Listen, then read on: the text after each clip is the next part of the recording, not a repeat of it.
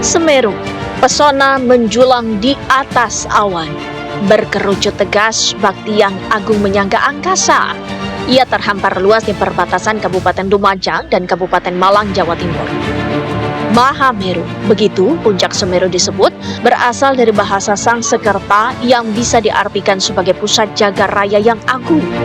Seperti filosofi namanya, Mahameru laksana panggung raksasa di ketinggian lebih dari 3.600 meter di atas permukaan laut. Saban hari ia menjadi yang pertama menyambut fajar, seakan tak ada tempat di bumi Jawa yang lebih dekat dengan lain selain titik ini. Ya, kalau di Semeru kita ke arah selatan itu bisa kelihatan terkait dengan bentang garis pantai yang begitu indah. Terus kemudian di sisi sebelah utara itu ada bentang alam terkait dengan Bromo ya, yang luar biasa indahnya, dan itu dipadukan dengan sunrise yang begitu indah. Jadi visualisasi seperti itu sangat spektakuler gitu kan bagi pendaki itu. Pemandangan itu semakin tegas dengan hamparan pasir hitam, jalur Watu Rejeng, Padang Oro-Oro Ombo, hingga Rindang Cemoro Kandang menghiasi jalur pendakian Ranu Kumbolo, menambah lapisan pesona Semeru. Keberadaan Ranu Kumbolo juga membuat jalur pendakian tidak sekedar perjalanan biasa, tapi menjadikannya syarat makna. Seluruh rangkaian itu bagai lukisan alam sempurna, memanjakan mata para pemujanya. Ia menyuguhkan ketenangan, kegaguman, dan kedekatan dengan lanskap, juga menghadirkan nuansa mistis. Orang-orang yang melintasinya hanya sedikit yang tak dibuat berhenti saat kegaguman menyergap, menemani, melepas penat, menikmati rehat sejenak. Ranu Kumbolo bagi banyak orang itu dianggap sebagai surganya Gunung Semeru, karena Ranu Kumbolo itu ada di tengah-tengah ya antara jalur pendakian. Jadi ketika pendaki itu start pendakian, ada yang memilih untuk stay dulu di Ranu Kumbolo, dan begitu turun juga seperti itu. Dari puncak dia lebih banyak untuk merefresh di Ranu Kumbolo itu sendiri, dengan luasan danau itu kurang lebih sekitar 15 hektar. Apa yang bisa dinikmati di Ranu Kumbolo? Entah itu yang bisa dilihat dalam pandangan mata atau yang bisa dirasakan begitu, Mas? Sunrise, jadi tetap sunrise ya, ujung-ujungnya adalah sunrise, karena di momen-momen tertentu atau di bulan-bulan tertentu itu sunrise itu matahari terbit di antara dua bukit itu tadi, dan kita camping itu di seberang danau, jadi itu akan memantulkan cahaya yang sangat luar biasa. Jalur pendakian ini hanya ada satu yang ilegal, yang legal dari Taman Nasional itu hanya ada satu, yaitu Via Ranupani. Jadi hanya satu jalur yang untuk pendakian ke Ranu Kumbolo ataupun ke Semeru itu hanya ada satu, Via Ranupani itu tadi. Jalur pendakian Via Ranupani di situ banyak sekali keanekaragaman hayati, mulai dari satwa endemik yang ada di dalam kawasan, ada lutung Jawa, syukur-syukur kita bisa ketemu dengan macan tutul juga yang endemik di sana juga, dan ada beberapa jenis satwa juga, burung endemik, elang Jawa juga sering kita melihat yang ada di sana juga. Semeru diakui sebagai salah satu gunung yang tidak mudah didaki. Selain karena ketinggiannya yang mencapai lebih dari 3.600 meter,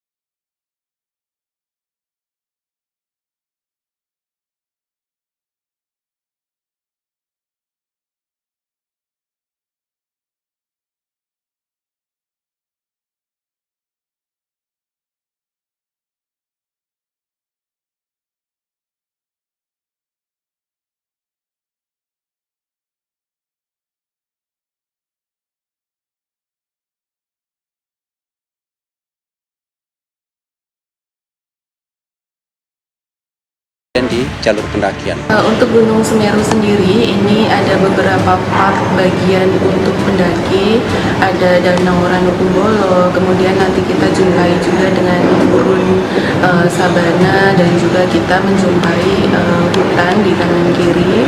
Nah, ini salah satunya adalah lautan pasir. Lautan pasir ini terbentuk dari jatuhan material, yang mana materialnya itu bisa terdiri dari abu, pasir vulkanik, dan juga piroplastik lepas. Dan ini biasanya terbentuk dari hasil erupsi puluhan bahkan ratusan tahun, sehingga terbentuklah lautan pasir. Di balik keagungan dan keindahannya, Semeru menyimpan denyut. Ia hidup, menyandang status sebagai gunung api. Denyut itu berarti ia bergerak, berubah, dan yang jelas menebar potensi bahaya.